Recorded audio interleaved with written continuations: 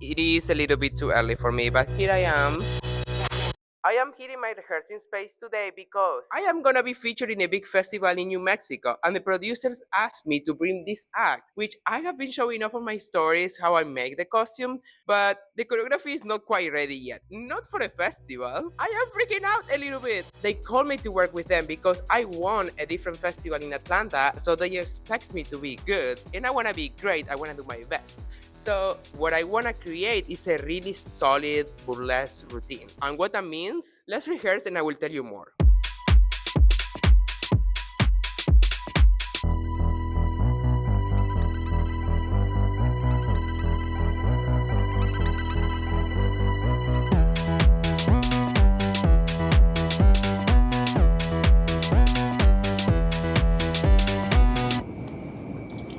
My name is Nikki Boo and I am an international award-winning burlesque performer.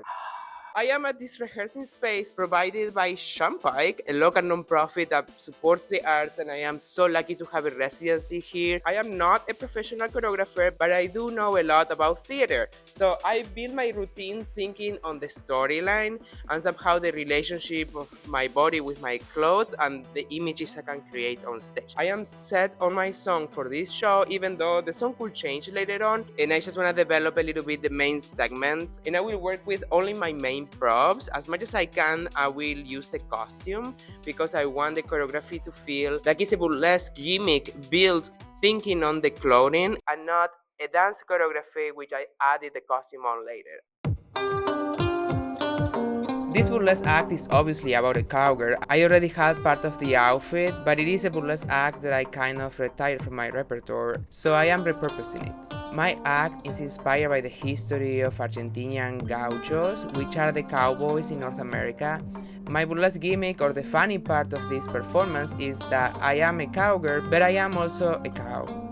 I just finished rehearsing for the day. I'm gonna come back to the studio and do some more costuming work. It's amazing how I can have an idea in my head, but once I start practicing it, everything changes. I now have new ideas. I wanna modify things in the costumes for making it much easier to find where to pull the costume from and how to remove it easily. I want it to be super smooth, so I don't have to think on the costuming at all when I'm performing, and I can just relax and just be in the moment and connect with the audience, and I know that I'm gonna find that zipper, I'm gonna find that pull tab every time. One of the things that I wanna make is some ponytails that I can actually snap off, so when I have my curls done up, I can remove the hair tie without messing up my hair. This is gonna be like a hair reveal, okay? I'm gonna go back to my studio now. I ran out of time here. I decided to use this seat as a prop for my act, but I need to make it travel friendly. And also, I'm gonna use liquids in this act, so I'm gonna remove the padding, I'm gonna unscrew the legs, and I'm gonna break it down so I can fit it inside the luggage. I couldn't miss the sunset, so I went out to the rooftop and I rehearsed my choreography a little more. This weighted veil was made by Silk Electric in Olympia, Washington. I custom ordered the color, and now I'm just getting used to practice with it. I made a channel with bias tape and I attached it to the fur so I could adjust it to the seat with elastic, and I could also remove it for traveling and washing it. I made the ponytails using magnets so I could just unclip them from my hair really fast. And I also made a red bandana because it's typical of the Argentinian gauchos. This is how the outfit looks so far.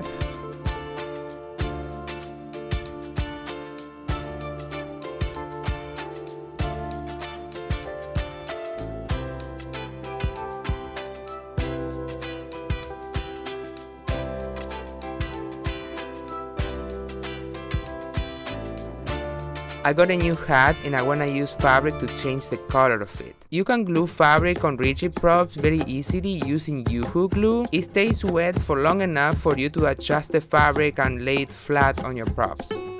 I had a silly idea, so I went to the store and I got this pink fabric. Because I am a cow and I need udders, so I made them with a simple pattern the same way that I would make a pillow, and I filled it up with stuffing.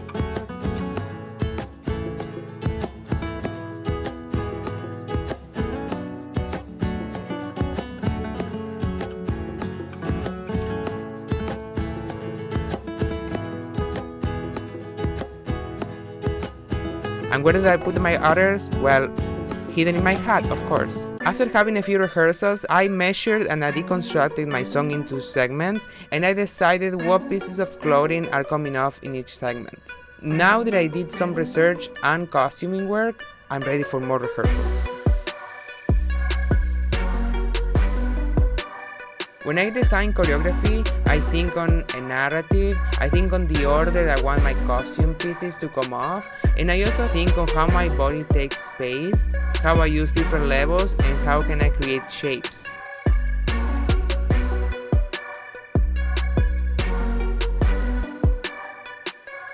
Especially with getting booked, not a lot, but a few people saw what I did and didn't think it was burlesque. And I still get those comments today with my contemporary pieces. People go like, that's not burlesque. And, that's okay. You find your people. You find, the people who love what you do. And it's okay if someone doesn't love what you do. And as long as you find meaning in it and you are passionate about it. And to me, that's why I do burlesque. It's the freedom of expression, and I always say, like, everyone has a voice and to say something, and it's great that we're also unique and we have different lived experiences, and I love bringing that to burlesque. In between rehearsals, I keep working on embellishments and rhinestoning. I use a lot of crystals, so it adds a lot of weight to my costumes. That's why I keep gluing stones and rehearsing every week to see how the weight change influences the way my costume works on stage.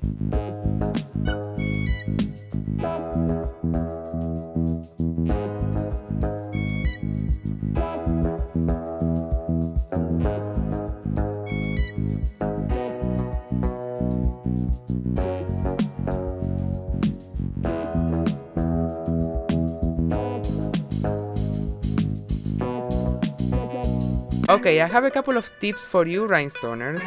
You should save all the cups from your glue bottles. You let them dry, you peel the dry glue off, that way you have a bunch of replacement cups ready to go for when your glue bottle clogs up.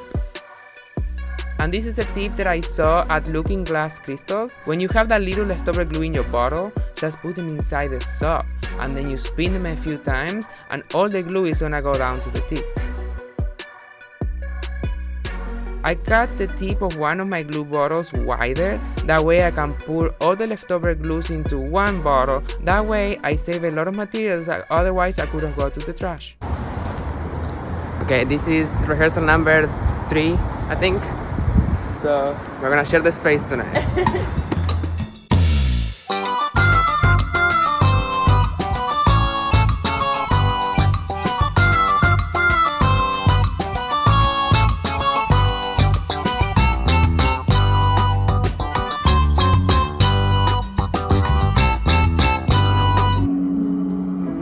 Some call me the queen of exotic dancing. More to me? The stage was my home when I didn't have a home. The audience was my family when I didn't have a family. I've loved and I've lost, and I'm not letting the curtain fall yet. I've got things left to do.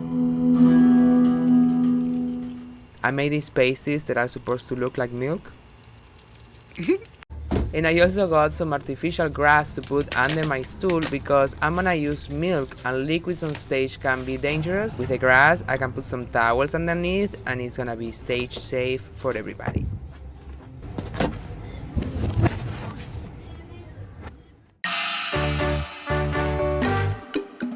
I'm just a couple of weeks away from the festival, so I use my costume to perform at Burleskaraoke in Seattle. That way, I have one more chance to troubleshoot and see how the costume works on stage.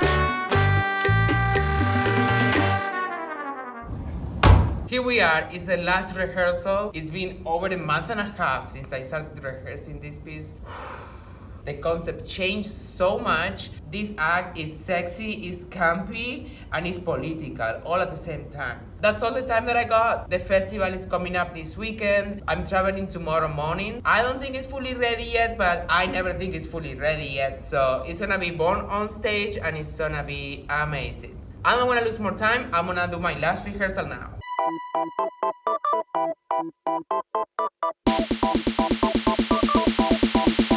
I hope you like this video, and if you watch this far, remember to subscribe, leave me a comment, and click the bell button so you get notified when the next video comes out. Okay friends, that's all the time I got. I need to run. I have to catch a flight early morning, and I still have a couple more days before my performance in New Mexico, so I'm gonna rehearse it as much as I can. But that's it, that's how I create my burlesque acts. Now it's gonna start growing, and with every show it's gonna get a little better. I'm sure I'm gonna find some tricks right before the performance, but I'm gonna show you that in the next video. My name is Nikki Wu, and now I need to run. Bye!